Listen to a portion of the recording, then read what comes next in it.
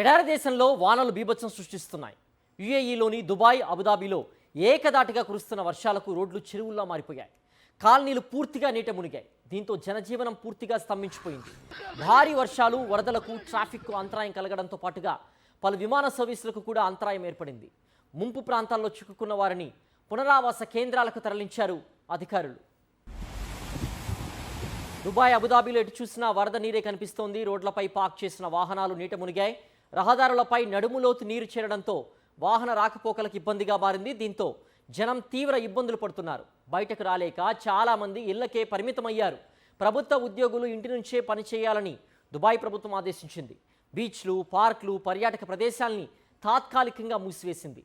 ప్రజల ఇళ్లలోనే ఉండాలని, అత్యవసరమైతే తప్ప బయటకు రావద్దని అడ్వైజరీలో పేర్కొంది. వరద తీవ్రతను తక్కువ అంచనా వేయొద్దని, ప్రమాదకరంగా ఉండొచ్చని యుఏఈ సూచించింది.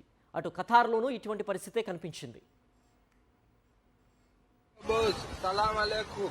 Me today no come job no coming today. Me water too much road. Gulf దేశాల్లో భిన్నమైన వాతావరణ పరిస్థితులు ఉంటాయి. దుబాయ్ వంటి ఎడారి నగరాల్లో అతి తక్కువ సమయంలో అతి భారీ వర్షాలు కురుస్తూ ఉంటాయి. గతేడాది కూడా దుబాయ్లో భారీ వరదలు సంభవించాయి. అయితే తక్కువ వ్యవధిలో భారీ వర్షాలు కురిస్తే వాటికి అనుగుణంగా అక్కడ డ్రైనేజీ వ్యవస్థ, అండర్పాస్ నిర్మాణాలు లేకపోవడం ఆకస్మిక వరదలకు కారణంగా తెలుస్తోంది. రేపటి వరకు వర్షాలు కురిసే అవకాశం ఉందని యుఏఈ వాతావరణ శాఖ అధికారులు వెల్లడించారు.